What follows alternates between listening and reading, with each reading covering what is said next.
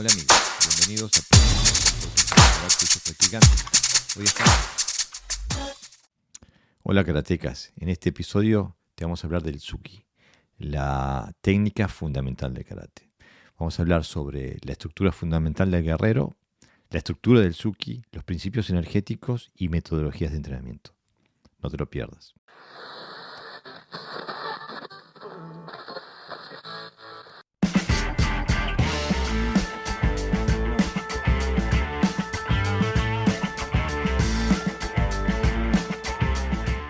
Hola amigos, bienvenidos a Podcast Dojo, el podcast sobre karate y sus practicantes. Hoy estamos en el episodio 260 y vamos a hablar sobre la técnica fundamental, la técnica más común del karate, la técnica más emblemática, el Tsuki. Vamos a hablar de la anatomía del Tsuki y como siempre para ayudarme en la tarea tengo a José Navarro Sensei. Bienvenido Sensei. Hola, hola Jorge, ¿qué Aquí tal? estamos nuevamente. Sí, otra vez. El Tsuki es la técnica más emblemática del karate, ¿no? ¿Qué te parece, Pepe? Sí, para mí sin duda es la técnica que más nos representa, ¿no? Incluso a pesar de que es contraria a su filosofía, ¿no? A lo que se habla de que el karate es defensivo, sin embargo es la primera técnica que se enseña, ¿no? Ves todos los dojos y te das cuenta que sí, ¿no? Pues, quizás por su simpleza, pero para mí es que hay algo más, ¿no? También es su intención, ¿no? Demuestra que un poco más el espíritu del karate a la hora de expresarlo que cualquier otra técnica. Es difícil que alguien haga, yo qué sé, haz una técnica de karate, te haga un shirmawashi, un hagebuke, un shuto, casi siempre te va a ser una técnica de ataque, en este caso de puños. Sí, es una técnica que me parece que del primer día que uno entra en el dojo es lo primero que te enseñan a hacer, ¿no? Mm. Este, y que bueno, que creo que al que todo karateca le interesa pulir su Tsuki, tener un Tsuki lo más efectivo posible, ¿no? Evidentemente. Siempre el ataque, un buen ataque, te salva de muchas cosas, claro. Y es verdad, pero entonces al laboratorio, ¿no? Porque para poder pegar un buen Tsuki hay que tener una buena postura, ¿no? Y estaría bueno definir los elementos esenciales de una buena postura. eh, y podemos, bueno, empezar ya que empezamos por la cabeza. ¿Qué decís, Pepe? Claro, bueno, ahí todo el sistema nervioso está ahí presente, ¿no? Es decir, tenemos los ojos, tenemos la mente, tenemos, bueno, un montón de elementos ahí, de órganos que nos favorecen, ¿no? Entonces, claro, la cabeza tiene que estar, para mí, es una parte importante y por lo tanto hay que echarle cuenta. Es decir, la estructura de cómo está la cabeza no es lo mismo que esté de lado que esté orientada hacia la dirección de donde ponemos la intención, ¿no? Donde ponemos el ojo, digamos, ¿no? Y evidentemente tiene que estar la barbilla ligeramente metida, ¿no? Eso también nos hace una postura más guerrera, digamos, casi flotando, sin llegar a estar excesivamente fuera del cuerpo, sino bien conectada al cuerpo.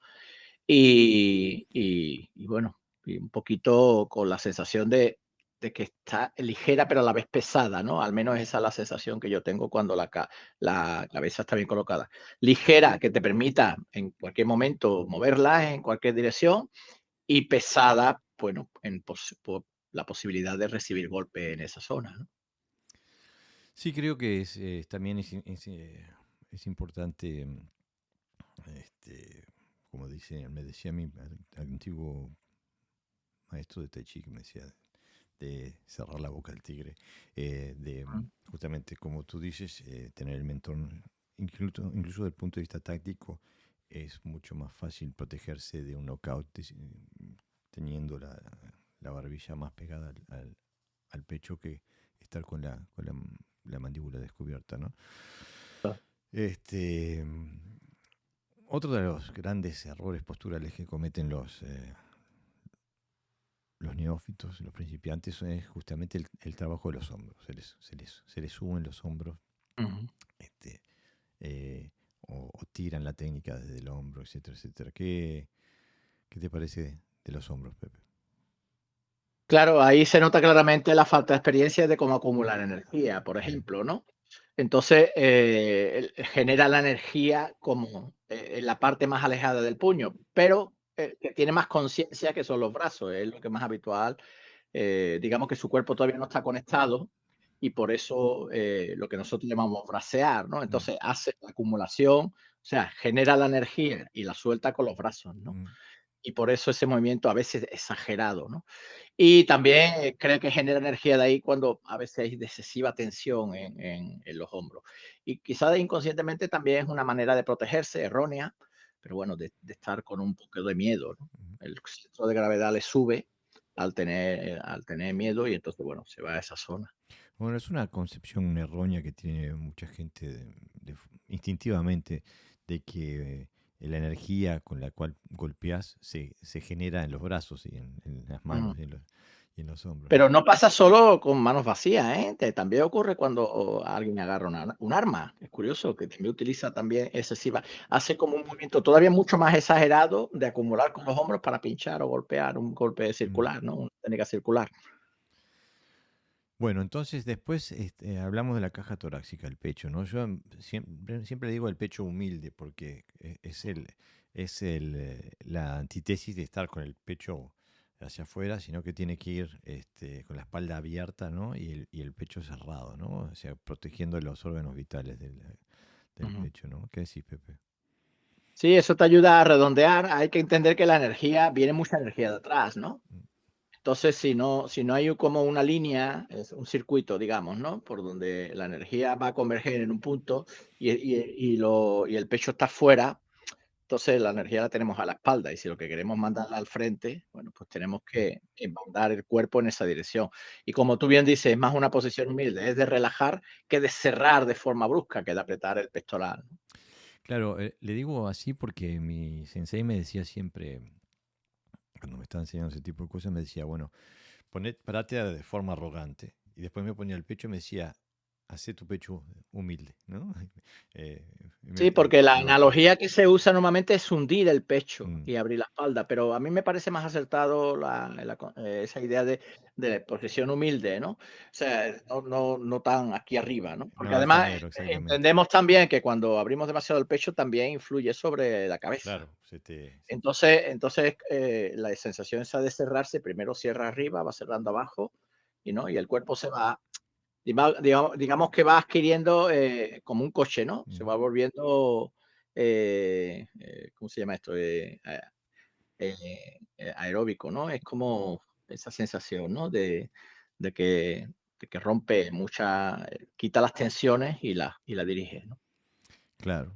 Y bueno, al final, digo, no, al hacer eso, estás abriendo la parte lumbar y estás agarrando el jara y lo estás con cuidado, con Ujú, cariño, sin apretarlo y sin dejarlo suelto, estás poniéndolo justo en el ángulo que te conecta las piernas con el tórax, ¿no? ujú. Bueno, esa es la estructura básica para poder empezar a pensar en un Suki, ¿no? Y tú ya estabas hablando ahí un poquito, cuando hablábamos de los hombros, te estabas hablando de que, bueno, que hay mucha gente que erróneamente va a buscar a generar la energía desde los hombros y los brazos. Y lo que la gente tiene que entender que el Suki es una cadena cinética compuesta de eslabones. Y esos eslabones van hasta el suelo, hasta la tierra, ¿no? Entonces no se pega con los brazos. Eh, en mi dojo el peor insulto que le puedo decir a mi alumno es, digo, estás pegando con las manos, le digo. Me dicen, pero a lo que me refiero es justamente a que están generando la energía con los brazos, ¿no? O sea que Claro. tiene una cadena cinética muy corta, ¿no? Este, ¿Qué eslabones verías vos en esa cadena cinética? Desde los pies, ¿no? Sí, ¿Hablamos? sí. Bueno, primero, obviamente, cómo tengo colocada los pies sobre el piso, ¿no? Que siempre está, bueno, en conexión con el piso, para eso tiene que estar, o bien porque las dos plantas estén pegadas, si están las dos plantas pegadas, tiene que estar abierta, no cerrada, porque si no crea tiene dos puntos de equilibrio en vez de tres, y si tiene las talones un poquito levantados para echar todo el peso sobre los metatarsos, o casi todo el peso del metatarso, exactamente igual. El pie tiene que estar, el tobillo alineado, bien colocado con las plantas, en el suelo para que mande energía ahí y luego sea de vuelta, ¿no? Como si fuera un muelle. Mm. Hay una presión, hay una presión antes de ir hacia adelante, hay una presión hacia abajo. No entremos en en la energía todavía, en la generación de Ah, energía. todavía no, Vamos a vale, es quedarnos en la que estructura. en mi Después, mente está todo asociado y a eh, veces eh, me es complicado separarse. es que es correcto, o sea, no se puede desasociar la energía de la estructura, pero para que la Mm, gente comprenda a qué nos referimos, eh, de forma artificial la separamos, ¿no? Pero entonces, si tenemos el pie, la articulación del pie, después la próxima articulación que tenemos es la rodilla, ¿no? rodilla, Entonces claro. hay que ver cómo posicionamos nuestras estructuras óseas para que la rodilla pueda servir para transmitir energía y no tenga fisuras energéticas. Que en mi experiencia con mis alumnos, que esto es una de las cosas más difíciles de, de comprender y de controlar. Incluso cuando veo gente que ha entrenado toda una vida, muchas veces veo las rodillas blandas, ¿no? Esas rodillas que Mm, se gira la cadera y se va la rodilla de forma lateral, ¿no? O sea, a mí lo que me está diciendo es que no está empujando no está en conexión con el suelo, sino que está generando desde arriba la energía. Este, y eso lo he visto un montón de veces, ¿no? El hecho de no tener una conexión estructural que vaya del pie a la rodilla, de la rodilla a la cadera, ¿no? Y el eslabón que siempre se pierde es el de la rodilla en esa cadena. porque las direcciones de las rodillas son más limitadas, Jorge. Mientras que la de los pies y las caderas tienen mayor movilidad también, no solo es hacia arriba, hacia abajo, sino que también lateralmente y en giro incluso, ¿no? Entonces, claro, el punto medio, que son las rodillas, prácticamente tiene una movilidad más reducida. Y por eso, tienes que tener mucha conciencia corporal para que no se te escape, ¿no? Si alguien quiere probar esto, que le enseñe, por ejemplo, la primera vez que enseña en Aihanshin o el Teki Shodan a un alumno, siendo azul o verde o el grado que cada uno lo enseñe, o marrón. Lo primero que hace es que la rodilla se les va para todos lados. Eh, Se les va cuando hace un movimiento lateral, acompaña también, o sea, pero no la acompaña de forma coherente, sino lo que hace es romper la estructura. Exactamente. Eh, y bueno, la rodilla es como el codo, ¿no? Puede moverse en una dirección, en todas las otras Mm. empieza a ponerse mal. Y bueno, esto ya trae también como consecuencias muchas lesiones en el karate, ¿no? Mm. Bueno, de la rodilla llegamos a la cadera, que en el mundo del karate para mí se sobrevalora la cadera. Se la pone como el primer y casi único, Generador, ¿no? exactamente, el único generador. Y para mí es uno importante, pero no ni el único y ni el más importante. No sé qué decís vos, Pepe. Es que si lo explico vamos a entrar otra vez en La la, energía. en la energía. Pero bueno, hablando de alguna manera, digamos que la cadera sería el eslabón que une el tren superior con el tren inferior. Mm, Aparte de algunos músculos, evidentemente, de la zona lumbar y oblicuos, etcétera, etcétera, ¿no? Pero cuando la cadera es flotante, es decir, lo que hace es que cuando la energía pasa desde los pies, la fuerza pasa desde los pies hasta esa zona, ya no llega al extremo contrario, que en este caso serían los brazos, mm. ¿no? El puño. Entonces, la cadera tiene que tener una orientación adecuada y para tener la orientación adecuada tiene que estar conectada con la parte inferior, ¿no? Se tiene que estar alineada, ¿no? O sea, utilizamos la dirección de la cadera y utilizamos los glúteos para sujetar, digamos, esos dos extremos, ¿no?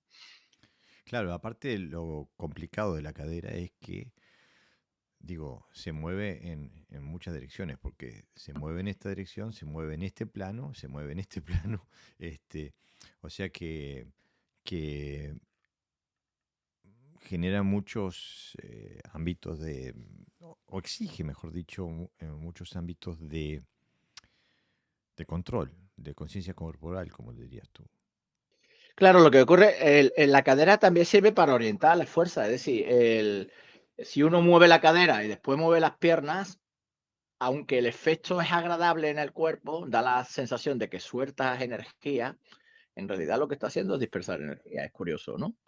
Mm, Entonces, si yo voy a golpear, por ejemplo, hablando de líneas de fuerza, como tú decías, ¿no, Jorge? Las direcciones, ¿no? Que son, no dejan de ser líneas de fuerza, líneas mm, de dónde van. Entonces, si yo voy a hacer, por ejemplo, un Suki, en este caso contrario al Yaku, mi cadera tiene que orientarse en la dirección del puño. No puede ir en la dirección contraria o quedarse rígida, ¿no? Pero claro, esa dirección de la cadera no puede ir sola, tiene que ir acompañada de movimientos de las articulaciones inferiores, ¿no? Pies y rodillas. Entonces, digamos que en la cadera ocurre un poquito como en la cabeza, ¿no? Que tiene que estar, por un lado, flexible, pero por otro lado, sólida, ¿no? claro, Entonces, en ese intercambio de Go y de Yu, de líneas de, o sea, de cadenas, de unirse y desunirse a la vez, ¿no? Pues la cadera sí tiene su importancia. Pero si hablamos ya, como decíamos antes, si es generadora de energía, yo creo que más bien es orientadora de energía, ¿no? Si se me permite ese término. claro, pero eso va en contra de gran parte del mito, de la filosofía o de la metodología del karate, porque se ve la Sí, cadera pero, como pero generadora. del karate que no que golpea al aire, ¿no? Claro, Porque cuando exactamente. uno golpea sobre algo, no hay mucha discusión. Exactamente. Y bueno, después de la cadera tendríamos la cintura, eh, bueno, toda la parte del tórax, los hombros, los codos, las manos, los dedos, ¿no?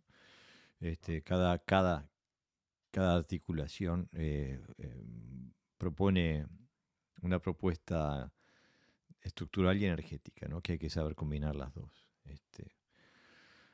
Ahora, por ejemplo, en el Wado tenemos algo que llamamos Tanto Dori, Ujú, donde en varios casos hacemos un Gyakusuki, por ejemplo, pero lo hacemos entrando y evadiendo a la vez, lo cual hace que no usemos la cadera, pegamos con, la, con las piernas, o sea, la energía de las piernas, pero sin la rotación de la cadera para no entrar en la órbita del cuchillo que estamos intentando evitar. Y eso, digo, va contra la normativa del karate, ¿no? De hacer un gyakusugi tenés que meter la rotación de cadera. Eh, y pensando en eso, me puse a pensar en realidad las formas que tenemos de coordinar después de hacer el trabajo energético, las formas que tenemos de coordinar el impulso energético de las piernas con el trabajo de la cadera y el impacto, ¿no? Porque la que te enseñan siempre, cuando entras en un dojo y después la siguen haciendo hasta décimo dan, es siempre la de rotar, girar la cadera para impulsar el golpe, ¿no? Que es la más ujú, común. O sea que sí. la cadera es la que impulsa la mano hacia adelante. Incluso digo, la que está en todos los libros de karate y todo. Pero después hay muchas, o hay variaciones de dónde, cómo trabajar con ese tipo de cosas, ¿no? Porque yo no estoy convencido de que ese sea el método más efectivo. ¿Qué decís vos, Pepe? Es que hablamos de lo mismo, hablamos de que se le está dando una importancia a la cadera como generadora de fuerza. Mm, Por lo tanto, eh, el- la, la cadera se va a mover en consonancia a la distancia que tenga con relación al oponente. Si está más lejos, pues la cadera tiende a girarse. Si está más cerca, pues la cadera tiende a bascularse, ¿no? O si está haciendo un movimiento en estático, pues puede usar esas dos variantes, ¿no? De giro y de penetración, ¿no? Pero esto también es fácilmente comprobable, es decir, porque en este caso no estamos hablando de mitología, estamos hablando de pura biomecánica. O sea, cómo uso yo el cuerpo. Si yo estoy cerca de un objeto que tengo que empujar, voy a empujar siempre desde los pies. Mm, La energía va a ir desde los pies. La cadera lo que va a hacer es reajustarse al movimiento que le exige el tren inferior, las articulaciones inferiores, y que puede ser, si empujo, puede ser que se rote hacia arriba, puede ser que se gire un poco en un sentido o en otro, dependiendo de donde yo vaya a imprimir la fuerza, o simplemente permanezca inmóvil, no sé, que no tenga ninguna relevancia. Entonces, si generamos fuerza, la cadera lo que va a hacer es coordinarse, porque aquí hablaríamos de otro aspecto también que se puede mezclar entre energético y mecánico, ¿no? mm, Que podríamos hablar de las coordinaciones de las tres articulaciones del tren inferior, ¿no? Cómo mm, se mueven relacionadas, o sea, cómo coordino mi tobillo, cómo coloco también mi rodilla, por ejemplo, la corva estaría más relacionada con el talón de Aquiles, ¿no? Con mm, esa zona de atrás. Y la parte de la rótula estaría más sobre el empeine. mm. Entonces, la mayoría de la gente se centra tanto en la articulación de la rodilla que olvida su parte opuesta, que es que es la corva, que es lo que conecta con el gemelo, que el gemelo recordemos que también conecta con el tobillo, ¿no? Mm. Entonces ahí hay unas coordinaciones gruesas y finas que están coordinadas que hace que la cadera no pueda ser independiente. Por lo tanto, yo no puedo mover la cadera de forma independiente al resto de las articulaciones, porque si no, estoy generando un movimiento que en muchos casos, cuando quiero pegar, me faltan elementos, ¿no? O sea, se ve que no suma. Claro, pero a mí incluso me suena, me resulta ineficiente desde el punto de vista funcional, porque si vos acelerás la técnica lo más posible al principio del movimiento, Ujú. te es imposible mantener esa aceleración, seguir acelerando hasta el impacto. O sea que tu mano se va a mover a una velocidad inferior en el momento del impacto que cuando empezaste el golpe. Ujú. Entonces, Claro, más alejado esté más menos lento, velocidad, más, más lento se ralentiza, claro. seguro, más velocidad perdés en el camino, ¿no? Este, entonces, digo, una forma también de hacerlo sería poniendo la rotación de cadera para apoyar la, la- la- la energía La generada, aceleración, ¿no? seguro. Para acelerar te refieres, ¿no? Como pasa con los cohetes, ¿no? Que tira uno Una y etapa luego y una segunda. una etapa y la segunda es la que impulsa más, ¿no? Sí, Exactamente. claro. Pero es lo que te decía, pero tiene que ir coordinado con el Claro, tren porque eso es lo inferior, que me ¿no? decía, lo que quería decir, porque una de las formas de utilizar la cadera sin desperdiciar esa energía es poniéndola en el momento de impacto. No al principio del Suki, sino cuando hacemos contacto con Eso el es. oponente. Este, y eso es una Esa es la coordinación. sensación que se tiene, ¿eh? Cuando se pega en el saco desde corta distancia, Claro, pero es que una. las caderas es un acelerador, ¿no? Pero piensa, a mí, durante cuando hice la transición del karate que le pega al aire, cuando hice la transición a un karate funcional, esta fue una de las coordinaciones que más me costó al principio de comprender cómo se hacía, que más foráneas me resultaban, porque iba contra todo lo que me habían enseñado antes, ¿no? O sea, antes te habían enseñado empezar la rotación de la cadera para empezar el movimiento de la mano. En cambio ahora me decían, no, la mano va primero, cuando hace impacto ahí viene la cadera. O sea que ahí tiene que haber un impulso desde el piso, desde el suelo, y la cadera entra recién, y una extensión del brazo, y la cadera entra recién, por ejemplo, recién cuando haces contacto, ¿no? O sea que es otra forma de ver el Suki, ¿no? Y después también Porque se está. piensa un poco, Jorge, quizás un poco, pues, tal como tú lo estabas describiendo, estoy pensando más porque se piensa más que en un impacto como a partir del impacto atravesar, ¿no? Ese Mm, concepto de sable, ¿no? De mm, pinchar y atravesar, ¿no? Porque a mí incluso varían también la forma de puño, ¿no? Ya sabes que en algunas escuelas se pone el puño largo, es con una prolongación de esa cadera. Pero si haces ese movimiento tienes que tener una aceleración enorme porque si no empujas, claro, exactamente. no golpeas, empujas. Por eso hay que hacer, digo, a mí me gusta mucho pegar de esa forma, pero hay que saber hacerlo. Si no, terminás braceando, desconectado. Y después hace muchos años, estaba viendo un seminario de un karateca inglés que se llama Peter Constantine, me parece que se llama, no me acuerdo, no puedo pronunciar bien el apellido, que es un karateca que viene del Shito, Ujú. donde ellos postulaban que en vez de girar en torno al jara, se podía pegar más fuerte girando en torno a uno de los zócolos de la cadera sobre el fémur, ¿no? O sea, sobre una pierna, que generando así un efecto bisagra, utilizando toda la cadera. Y tienen mucha razón, funciona muy bien, especialmente a corta distancia, donde, donde puedes dar el paso y utilizar esa energía cerrando la cadera sobre el ángulo de la pierna en vez del jara, y genera mucha energía también, ¿no? No sé si has jugado con eso también, Pepe. Sí, yo tengo esa experiencia. De hecho, fíjate tú que cuando hace contacto, muchas golpes que se hace con el brazo contrario, se levanta el talón de atrás, se gira Mm, el metatarso y hace que ese giro hace que converja en un vórtice, en un punto y se crea un vórtice de salida. Es decir, mm, es como también un acelerador, ¿no? mm. Porque no hay dispersión de energía en el punto exacto del golpe. Qué bien que decís eso, porque nos lleva de lleno a la antigua controversia. ¿Talón o no talón?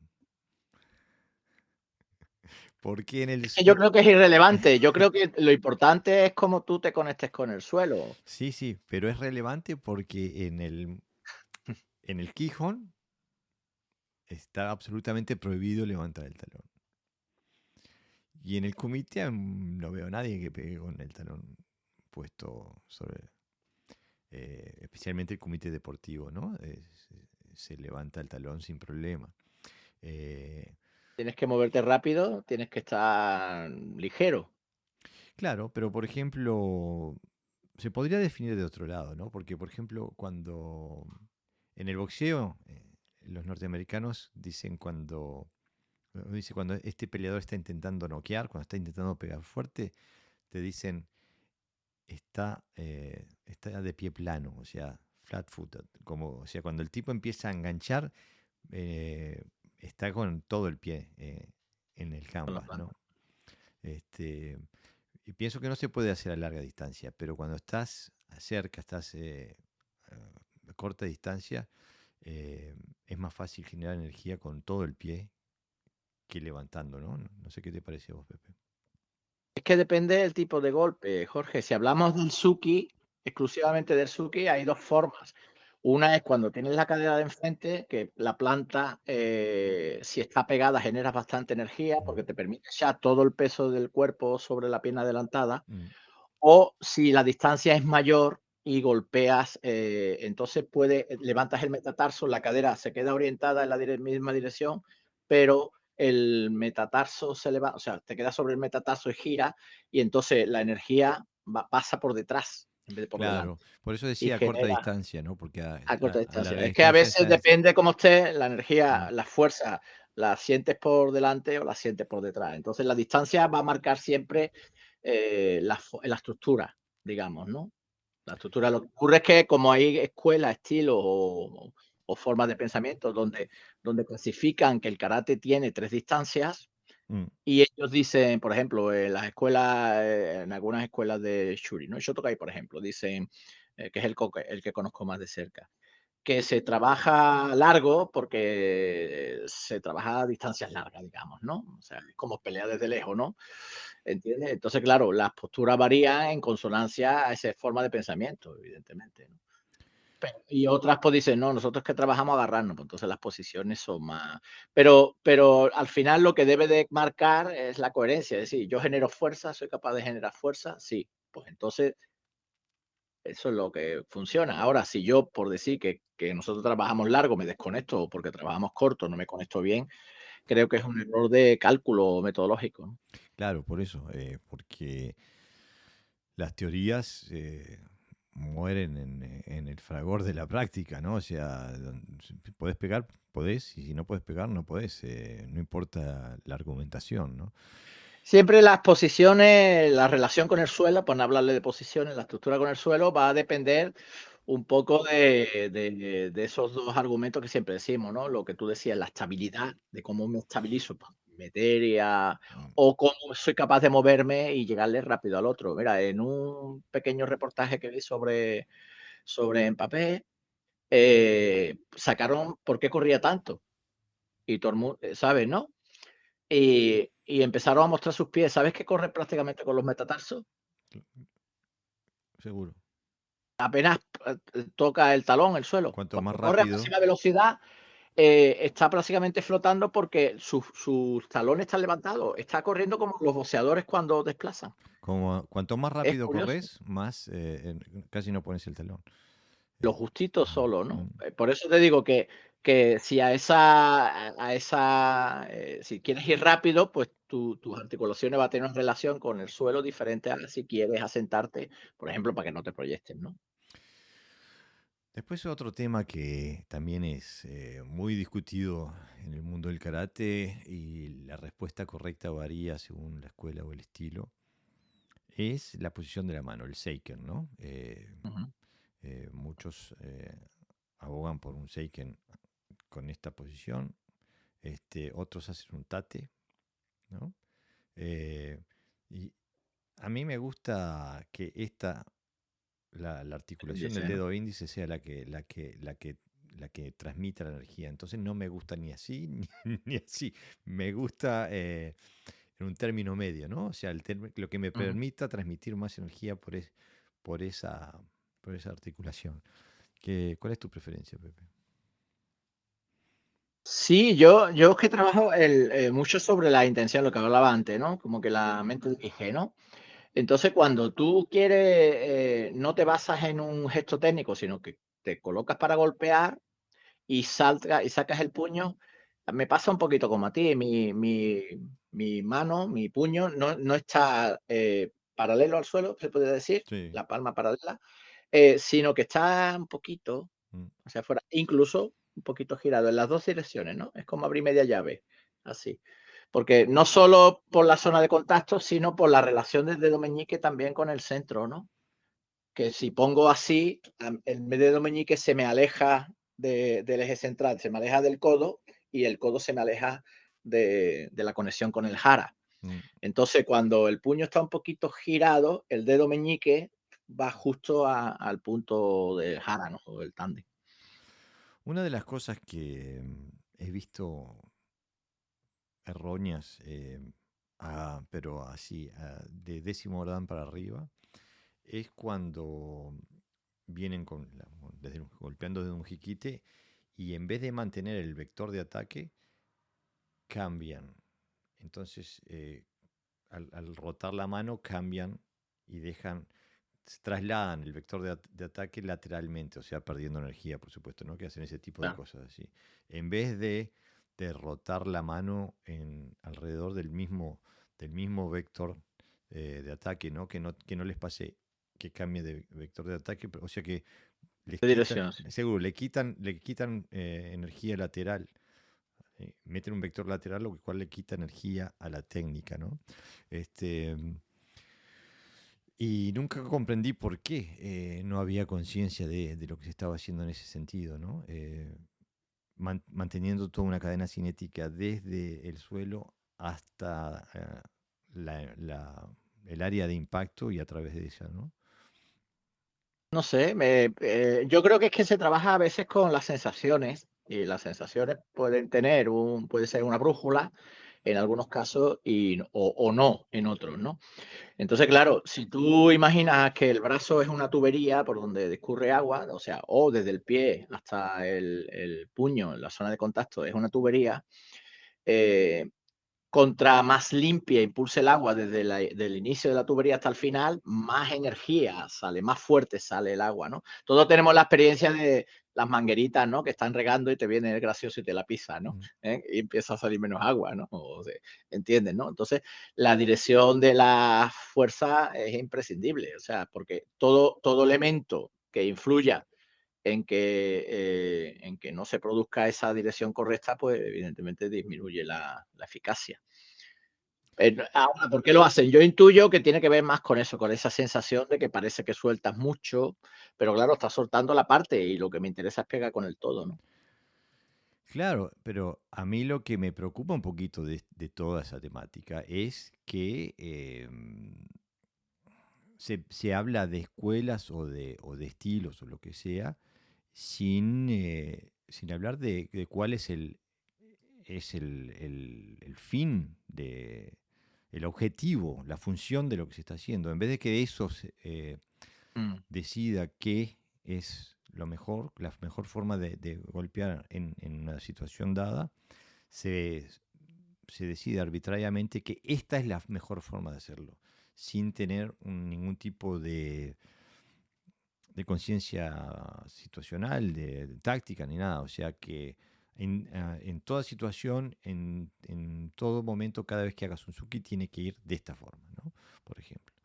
Eh, y eso le quita versatilidad, le quita funcionalidad al suki, me parece. No sé qué te parece a vos, Pepe.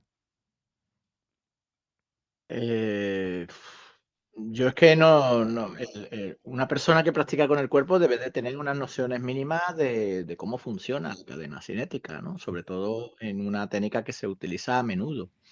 Entonces, hay 2 formas. Uno es o porque leas y tengas conocimiento, acumules conocimiento y lo razones, y otra es por experimentación. Cuando empiezas a contactar con algo, te das cuenta que hay movimientos que sobran, por ejemplo, o que no aportan la suficiente potencia. Y eso no pasan años en descubrirlo, ¿eh? Cuando alguien mantiene en el tiempo esa teoría, pues lo único que me está diciendo es que está, simplemente o es esclavo del estilo, o se ha dogmatizado demasiado, e interesa más aunque sea un concepto erróneo, pero es nuestro concepto, ¿no? Es decir, nosotros nuestro estilo es una idea de pertenencia, quizá a un estilo más que a otra cosa, ¿no? Mm. Porque cualquier persona que empieza a investigar sobre cómo golpear y cómo el cuerpo y cómo estructurarlo, es lo primero que descubre. O sea que lo primero que te dice, que te devuelve, como decía Bruce Lee, ¿no? Lo primero que te pasa cuando golpeas mal sobre un objeto es que te devuelve el golpe, ¿no? O Claro. bien en la muñeca, o bien en el codo, o bien en el hombro, ¿no? Bueno, ya más o menos estipulamos cuáles son los eslabones de la cadena cinética, los eslabones estructurales de la cadena cinética para hacer un Suki. ¿Qué te parece si hablamos de los principios energéticos? ¿Cómo se genera la energía para hacer un Suki, para golpear, ¿no?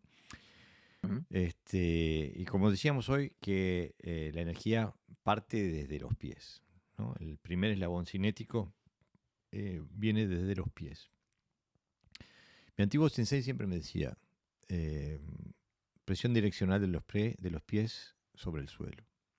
Ujú. Y el otro día estaba justamente viendo un video de Naka Sensei, donde él dice, no, si uno hace una presión contra el suelo, él se da cuenta. Eh, y lo que muestra es que hace una presión contra el suelo y se levanta, cambia su altura. Y entonces sí, él se da cuenta. Pero no me parece nada que sea en absoluto avanzado ni difícil hacer presión contra el suelo sin levantar, sin cambiar de altura, manteniendo la misma relación del jara sobre el suelo. Me pareció bastante, no sé si decirlo, intelectualmente deshonesto mostrarlo de esa forma. Eso es lo que puedo decir. Porque no hay que ser especialmente avanzado para poder dar un paso hacia adelante, empujando hacia atrás para dar un golpe, manteniendo la misma altura. Eso es algo que se hace básico en mi dojo, lo hace cualquier cinturón amarillo. No sé cuál es tu opinión, Pepe. Evidentemente. No, yo creo que es que el problema es que las conexiones es como que uno tiene que tirar mucho para abajo, es como agacharse mucho para luego levantarse. Ujú, Evidentemente, contra más te vayas hacia abajo y más impulse, pues más energía, ¿no? Pero claro, estamos hablando de un golpe, estamos hablando de un ataque, no puede ser tan visible. mm. Entonces, ¿cómo eres capaz tú de generar toda esa energía cuando te agachas al máximo y saltas al máximo en el menor tiempo posible? Pues usando bien el cuerpo. O sea, ¿cómo se usa bien el cuerpo? Por ejemplo, cuando hay escuelas que trabajan muy tenso, como el centro de gravedad lo tiene muy alto, para bajar el tren, para coger energía, para agarrar energía en ese movimiento de flexión, lo que hacen es exagerar. Pero si tu cuerpo está relajado y tranquilo, es como cuando nosotros estamos de pie un ratito. El cuerpo de forma natural hace clac, clac, clac, clac, clac, clac, clac, ¿no? Va quitando las tensiones necesarias y se conecta con el suelo. Y luego, como hablamos ya de cadena energética, ¿no, Jorge? Ya se Claro, puede hablar. sí.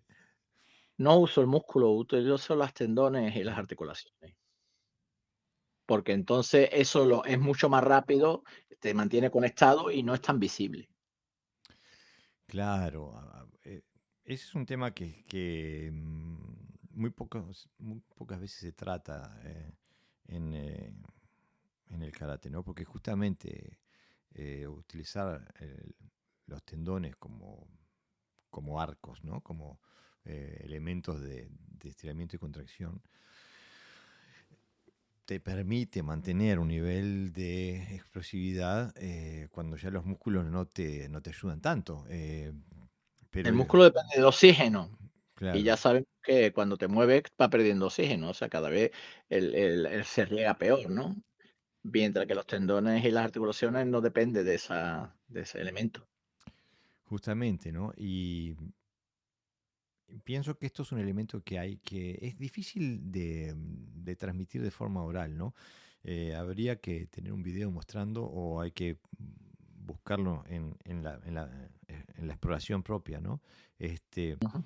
pero se puede realmente generar mucha energía de forma muy explosiva trabajando con los tendones y las articulaciones.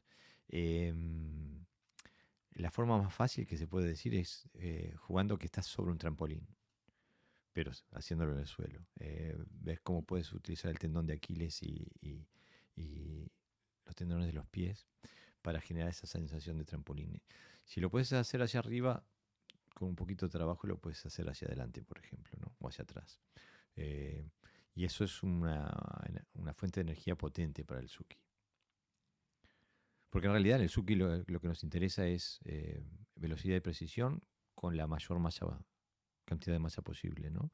Este, y cuanto más velocidad tenga nuestra mano al hacer impacto, no al salir el movimiento, pero al hacer impacto, cuanto más velocidad, cuanto más masa le podamos imbuir detrás de esa mano, más fuerte vamos a golpear, ¿no? Este, después sí, tenemos, se utilizan los músculos también, ¿no? Eh, se utilizan la- eh, los glúteos, los muslos, etcétera, etcétera. ¿Qué decís, Pepe? No, evidentemente. El músculo, aparte que rodea la capa de las articulaciones, los tendones, es necesario, ¿no? Porque la contracción y la expansión del músculo también genera energía, genera masa, ¿no? Genera también velocidad. De hecho, cuando uno quiere ganar potencia, trabaja musculatura, Mm, no solamente trabaja atención. ¿Por qué? Porque influye en la masa a la hora del peso, de golpear con peso. No es lo mismo que un músculo que esté flácido, que no genere energía, ¿no? Al resto del cuerpo, que un músculo que esté en condiciones, ¿no?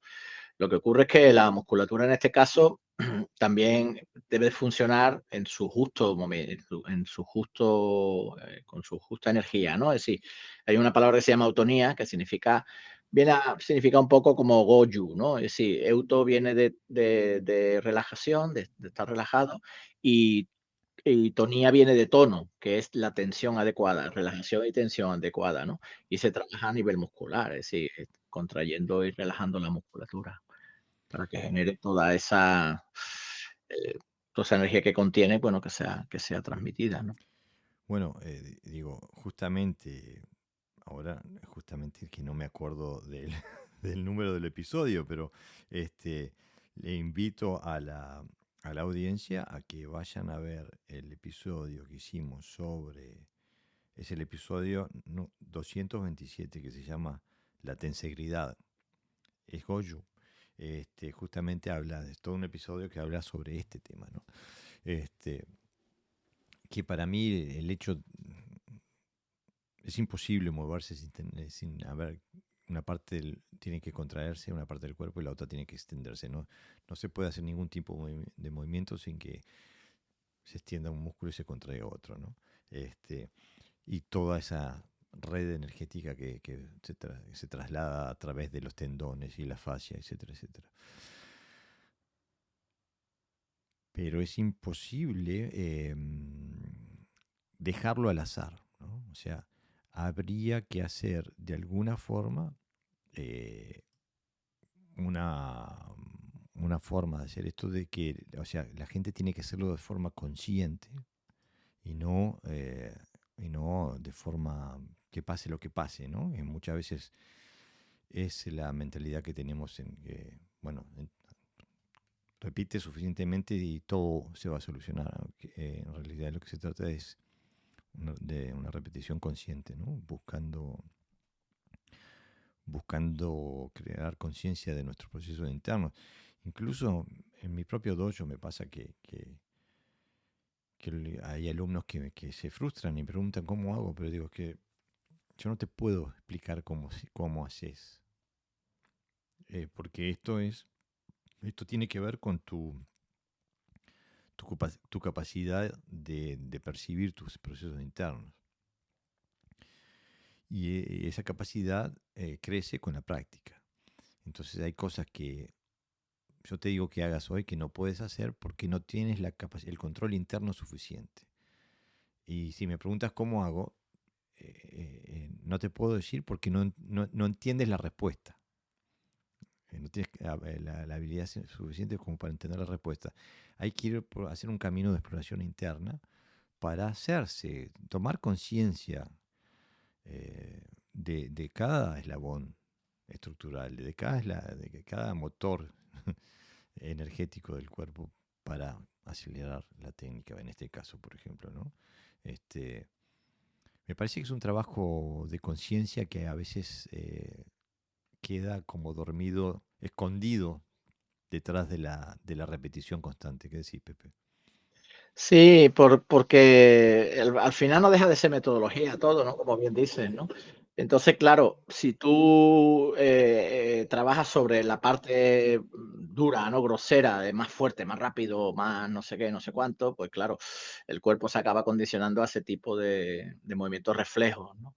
Entonces, para poder trabajar con esas estructuras internas y esa conciencia corporal, ¿no? De coordinación fina incluso, ¿no? De cómo mueve hasta cómo suda, digamos, el dedo meñique, tienes que bajar el ritmo, el proceso no es físico, no es técnico, ¿no? Tienes que ir en esa dirección. ¿Por qué? Porque no lo tiene la mayoría de la gente, no es consciente, hay que trabajarlo, ¿no? Entonces hay métodos, por ejemplo, este que yo te hablaba de eutonía, es un método bueno, la danza consciente, por ejemplo, hay muchos tipos de trabajo sobre eso, pero claro, es que nosotros ya en Cata lo tenemos.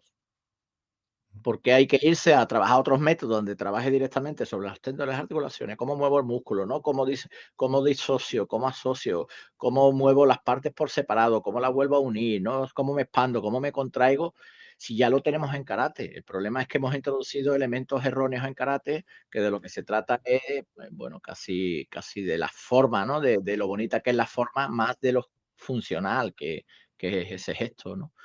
Y entonces hay que hacer un cambio de paradigma para poder trabajar con ese nivel de conexiones. Lo primero que pasa cuando empiezas a trabajar con el nivel de conexiones que quieres, eligiendo el kata como la herramienta, vamos a trabajar esto, ¿no? Vamos a conectar cada movimiento que se conecte de tal manera. Intenta que tal, que sea igual. Lo primero que notas tú de la gente es que no puede desacelerar, o sea, se le va la inercia al movimiento rápido y bonito y bueno y aparentemente fuerte, ¿no? y está siempre como fuera, ¿no? Quizás es la mentalidad del karateka es como muy externa, ¿no? Y la contracción constantemente, ¿no? Y la contracción, ¿no? Eh, acostumbrados a frenar su propio movimiento de forma brusca, eh, como se hace muy a menudo, por ejemplo, en las competencias de kata, ¿no? Se percibe el Kihon de esa forma, ¿no? Claro. Cuando en realidad no, el golpe que trasciende, que emite energía, no se corta. Si lo cortás, si lo frenaste, no estás transmitiendo energía, ¿no? Eh, Mi maestro decía, si la fuerza la sientes tú es que no estás pegando, exactamente, porque la exactamente. fuerza la tiene que sentir el otro. Justamente, que así es, ¿no? Y me parece que también es importante en este sentido trabajar con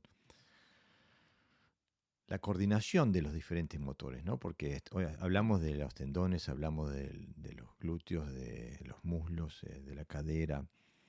Bueno, tenemos la separación del tórax y la cadera a través de la cintura, que eso también puede ser una fuente de energía. Tenemos, bueno, el abrir y cerrar de la espalda y del pecho, que se puede hacer de forma doble o de forma singular de cada lado. Cualquiera que haya hecho el kata sanchin lo sabe. Este, esa, eh, esa forma de estirar antes de contraer, todo ese tipo de cosas que se pueden explorar de forma de conciencia corporal, de forma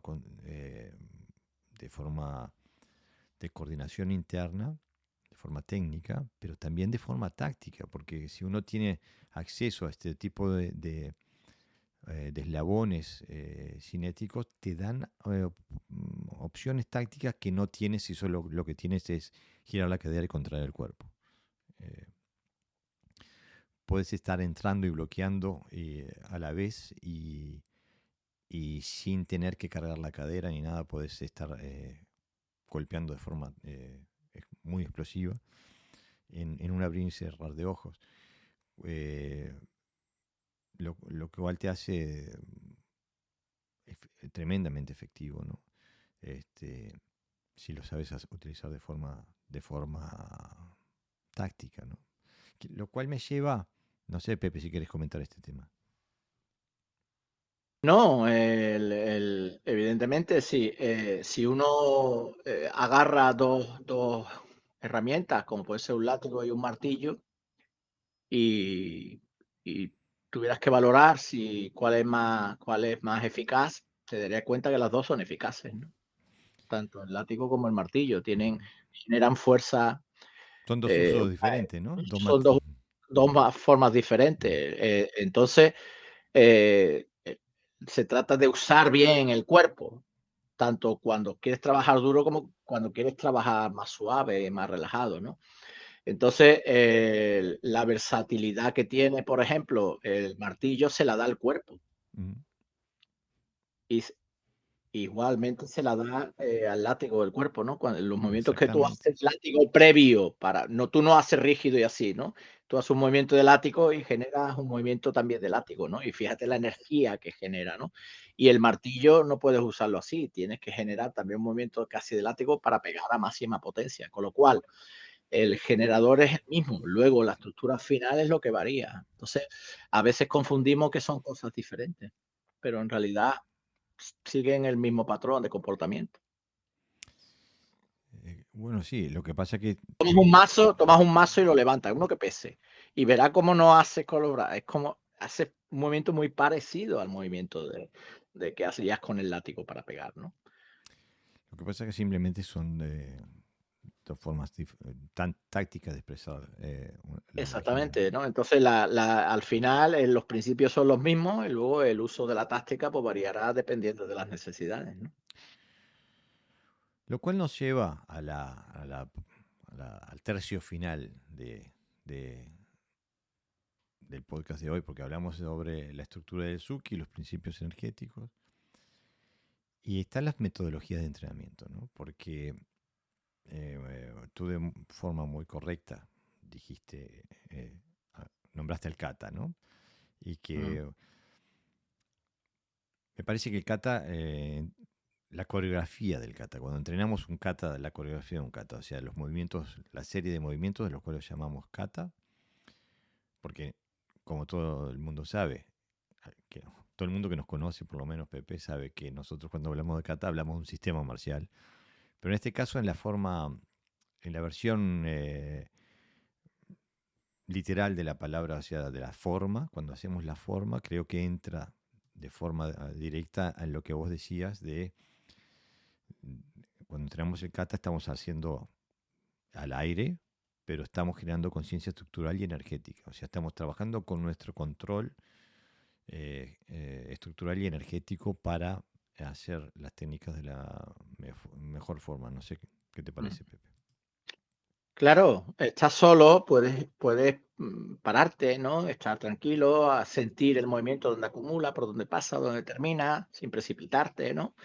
Entonces es un trabajo individual y personal, es decir, es como tu laboratorio es la cata, ¿no? O tu cuerpo y digamos, y estás trabajando a través de él.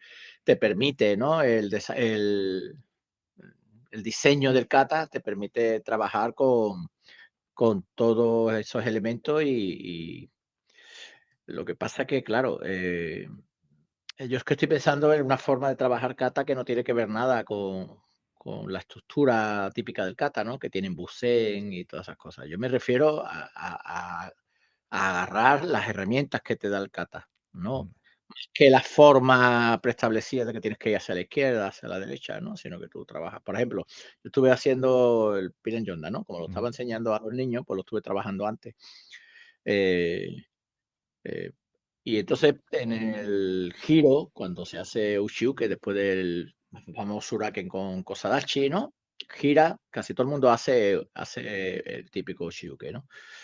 Yo ahí lo que hago es orientarme, girar, hacer una especie de kamae con los dos brazos y colocarme bien y cuando pum, y luego pegar la patada y los dobles golpes, ¿no? Entonces, esas pausas, que no son técnicas ahí puestas de cualquier manera para que quede, me permite trabajar con otro tipo de conexiones que el kata preestablecido no me deja. ujú. ¿Entiendes? Entonces, claro, a eso nos referimos nosotros, ¿no? Estoy trabajando. Ahora, si hubiera alguien a la espalda, pues no me daría tiempo a prolongarme lo que es lo rápidamente, ¿no? Y a pausarme. Entonces, es como un estudio, ¿no? De interno y personal. Hoy decía a un alumno, esto ayuda a conocerte, es muy importante a la hora de trabajar el karate solo, porque trabajas sobre elementos reales tuyos, ¿no? No sobre conceptos que otros te han dicho. Esto te da también conocimiento personal de por dónde tienes que trabajar, ¿no? Y eso te ayuda luego a profundizar y te ayuda a trabajar sobre esta concesión del kata como una herramienta abierta y que tiene mucha información a muchos niveles, ¿no? Y sobre todo a este, ¿no? A este de estar ahí, bueno, me sitúo, estoy bien colocado, pues ahora patada y ahora doble puño, ¿no? No me precipito. Ahora esto, trabajo aquí los huraques, bueno, pues yo ahora, o sea, los morotes, pues agarro, para yo agarrar a alguien, en vez de defenderle, estoy agarrándolo con los dos brazos, cómo se coloca mi cuerpo, ¿no? Y eso da, la verdad, que mucho conocimiento, ¿no? Sobre lo que estamos hablando. Claro, esto lo venimos diciendo hace 1000 años ya, que la intención que le pones a la técnica cambia su expresión técnica, ¿no? O sea que, como muy bien lo acabas de decir, si utilizas un gesto técnico para bloquear, ese gesto técnico, la cualidad de ese gesto técnico va a cambiar si lo pensás como un agarre. Y Mira, es una forma sí, de sí, sí, trabajo que en el es una karate no forma de se trabajo. permite por lo general. No se permite, ¿no? Porque viene Ushika ahí. Mm, Mira, en el trabajo de Kenjutsu, ¿no? Con una compañero, un alumno, hace un tiempo, eh, estábamos los dos en Kamae, ¿no? Entonces, el kata decía uno ataca a Chomenuchi, el otro hace una defensa, le contraataca, total. Al final, bueno, el resultado que uno gana y el otro pierde, ¿no? Entonces, hay un acercamiento, tú conoces las katas, Jorge, de Kenjutsu. mm, Desde lejos hay un acercamiento hasta el Mahai, ¿no? Cuando ya te encuentra, pues se actúa, ¿no? ¿Qué ocurría? Que la kata decía que cuando se llegaba a los Ken a contactar, uno levantaba el sable, cortaba hacia el Kiryotoshi o el Sumenuchi, el otro, bueno, pues hacía su parte, ¿no? mm, Entonces, cuando llegaba no podía levantar el boquén porque yo no se lo permitía. Claro. Porque estaba ahí la intención diciendo: "Tú levanta el boquén y te pincho", ¿no? Entonces yo decía: "Levanta, Shome", no, es que no puedo, ¿no? Es decir, es otro tipo de estructura del kata, ¿no? Entonces nosotros esa idea que trasladamos también a las parejas es lo que hacemos nosotros individualmente cuando trabajamos kata, ¿no? Ese estudio interno, es decir, bueno, como ahora viene un shomen, pues yo voy tranquilo, me quedo ahí, tú me haces un shomen, yo te hago. No, Mm. no, no, no. Sino que hay unas conexiones internas de intenciones, de estructura, de cómo tomo el centro en este caso, ¿no? Como que el otro decía, es que dice, es que yo sé que no me vas a pinchar, pero si levanto el sable es que Mm, estoy vendido, ¿no? Entonces, la información que te da el kata no es lo que, a lo mejor no es la que te da el kata, no sé si me explico. no, o Tiene sea, elementos técnico-tácticos, tiene de intención, de colocación, de control del espacio, control del tiempo, etcétera, etcétera, ¿no? Y todo eso, además, mezclado con la capacidad ya técnica que uno tenga, ¿no? La velocidad, la capacidad de cargar y soltar. Que también pasaba lo mismo. Dice, es que yo siempre te llego tarde porque tú cargas muy rápido y descargas muy rápido, ¿no? No es que yo haga rápido la técnica, es que el movimiento está optimizado, digamos, ¿no? Porque no estoy pensando en la forma, estoy pensando en cómo mover el cuerpo. Entonces, eso es perfectamente aplicable a las katas concebidas desde kata como una herramienta, que tendremos que hacer algún podcast, Jorge, sobre esto. sí, kata como una herramienta. Bueno, el próximo podcast lo hacemos sobre el kata como una herramienta, pero justamente se trata justamente de eso, de que la intención varía, el gesto técnico, cambia el gesto técnico. Lo que pasa es que hay que saber tener diferentes intenciones en el kata. Si lo único que ves Mm, son clavos, lo único que vas a pensar es un martillo.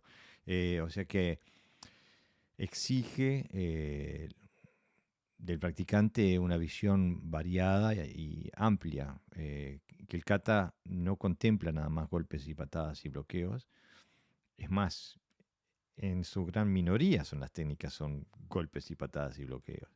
Entonces, para poder trabajar con variaciones de aplicación, variaciones de intención, hay que conocer cuál pueden ser las variantes. No se pueden sacar de la galera, hay que saberlas, ¿no? ujú. Entonces hay que tener conocimiento necesario. Si no lo tienes, tienes que salir a buscarlo.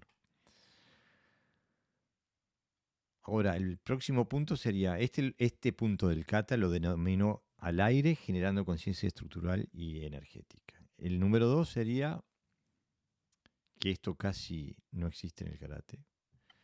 eh, o sea, en el karate normativo, ¿no? El karate normal. En el karate funcional sí se usa mucho, que es al aire, simulando aplicaciones tácticas funcionales, lo que un boxeador debería hacer sombra. Hace sombra, sí. Mm. En el kickboxing se usa mucho, en todos los deportes de contacto se usa, porque te permite trabajar con una coordinación eh, táctica, no solamente técnica, ¿no? Cómo aplicar este tipo de técnicas en un contexto táctico que permita utilizarlas de forma funcional y no solamente tener un concepto de Quijón de las técnicas, sino cómo funcionan en su hábitat natural, por así decirlo. Ujú. No sé si tú haces algo por el estilo en tu práctica, Pepe. Sí, sí, no, para mí además es imprescindible. O sea, yo hago dos modelos de sombra. Una es como la preestablecida, o sea, intento ver si las combinaciones lógicas, entre comillas, que te marca el kata funcionarían de forma más o menos coherente en un combate, una confrontación. Y luego agarro todas las técnicas y puedo variar. Por ejemplo, a lo mejor hago la primera y la tercera técnica que la combino con la sexta, por ejemplo, ¿no? Y lo que hago es nuevas combinaciones sobre la kata. O sea, no hago las combinaciones solo preestablecidas, sino que creo combinaciones funcionales a partir Mm. de todas las técnicas que en ese momento el kata me da, ¿no? Justamente, pero no es algo que tengas preestablecido, es algo No, que no, es no. orgánico, ¿no? ¿Verdad? Exactamente, sí. No es cambiar una estampita por otra, quiero decir. Es simplemente, bueno, investigar sobre modelos, es decir, qué funciona, qué no funciona, ¿no?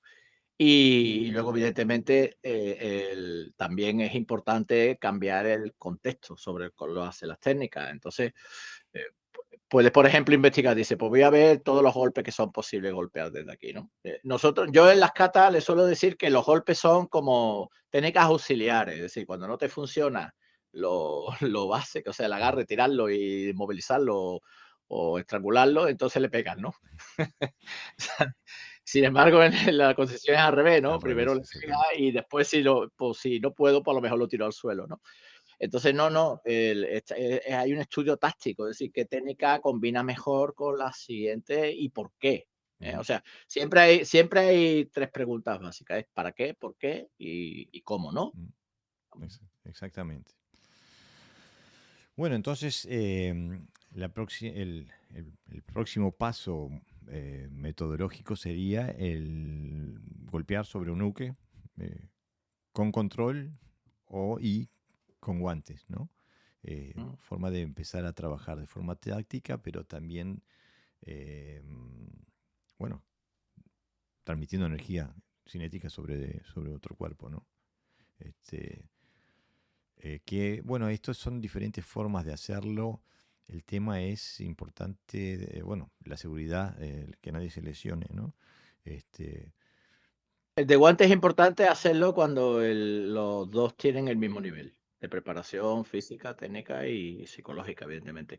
Poner a un cinto alto con un cinto bajo a contactar, siempre tienes el riesgo, ¿no? De mm, que alguno se lesione. claro. Y bueno, aparte porque también es importante aprender a encajar, a recibir, cuestión Claro. de que no perder los conceptos cuando te pase. Es algo a lo que hay que exponerse para sacarle el impacto psicológico, ¿no? Eh, pero bueno, es importante tener algún tipo de entrenamiento situacional que te permita intercambiar golpes y trabajar esto eh, de forma fluida y de forma este, tácticamente coherente también, ¿no? Claro. Y bueno, el último paso, el número 4, que es imprescindible y que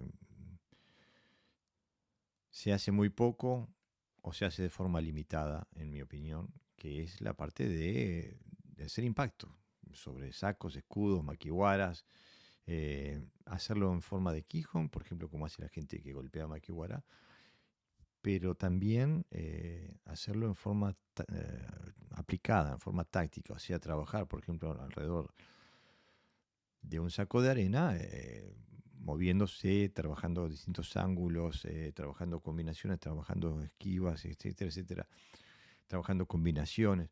O sea que hay que entrenar a ser sólido en situaciones tácticas. Y eso, Mm. eh, a no ser que vayas a pelear full contact, es imposible hacerlo sobre un compañero. Aparte, incluso si haces full contact, bueno, la MMA sí te permite, aunque tienen guantes, por más finito que sean, este, pero si vas a ir a mano limpia, digo, las lesiones empiezan a ser eh, desastrosas ya. Entonces, preferible hacerlo sobre objetos de entrenamiento que te permitan desarrollar esa parte del arsenal técnico, ¿no? Del Suki. ¿Qué decís, Pepe? Evidentemente, ahí es donde demuestra la distancia, bueno, la estructura corporal, ¿no? Y muchos elementos, ¿no?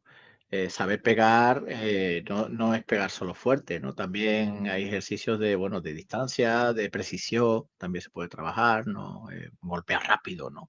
Yo tengo una pelota grande, así, de estas de medicinales, de esas que botan mucho, no, de estas de gimnasia que botan Ujú. mucho, y la pongo sobre unos bancos que tengo, que tiene delante, que se queda ahí dentro, ¿no? Se queda como medio encajada, ¿no? Ajá. Con eso trabajo la velocidad. Eh, como le pegue como le pegue mal, la pelota da en la pared y sale entonces tengo que generar tanta velocidad y precisión donde le doy que yo le golpee y la pelota no, y yo estoy retirando el brazo antes que la pelota pegue en la pared y vuelva, ¿no? Por ejemplo, hay mucho, y es contacto, ¿eh? O sea, ese golpe cualquiera que lo ve dice, si eso va a la cara de alguien, va al suelo, ya te lo digo, ¿no? Entonces hay muchos trabajos que no lo podemos hacer al aire porque no se puede, lo estaríamos imaginando, no haciendo, ¿no? Y la idea de este trabajo es que sea lo más real posible, digamos. Claro, que sea lo más funcional posible. Bueno, estamos llegando al fin de este podcast. No quería dejar pasar esto se está grabando el viernes 10 de enero, lo vamos a publicar el sábado 11 de enero. Pero hoy es el día es el cumpleaños de un estimado sensei, Gerardo Manuel Pimentel, en Argentina. Le mandamos un gran abrazo, le deseamos un feliz cumpleaños, aunque vaya a salir al público 24 horas atrasadas, pero bueno, te lo estamos diciendo en el momento correcto. Lo único que lo transmitimos un día diferido. Gerardo Sensei, te mandamos un gran abrazo. Bueno, Pepe, eso ha sido todo por hoy. Hasta la próxima. Esto ha sido todo por hoy. Espero que hayas disfrutado del contenido. Te invito a que nos sigas por las redes sociales, tanto por nuestra página de Facebook como nuestro canal de YouTube. También te invito a seguirnos en las diferentes plataformas de Spotify, Google Podcast, etc. Si prefieres escuchar nuestro contenido. También te invito a que apoyes la producción de este podcast. Si te gusta nuestro contenido, que nos puedes comprar un Buy Me a Coffee siguiendo el código QR que ves aquí en la esquina de la superior de la pantalla. También te invito a que nos apoyes a través de YouTube comprándonos un super gracias. En nuestra tienda de Buy Me a Coffee también puedes comprar videos de los entrenamientos internacionales que hemos llevado a cabo, puedes comprar videos de catas y puedes también comprar entrenamiento privado, clases privadas con los entrenadores de karate funcional. También te invito a que veas los productos que tenemos aquí abajo, que son los productos de la mercancía personalizada de Podcast Dojo, donde puedes comprar ropa, tazas, carteras, etcétera, con el símbolo de Podcast Dojo. Todas estas son diferentes formas de apoyar la producción de este podcast para que podamos seguir trayéndote el mejor contenido posible.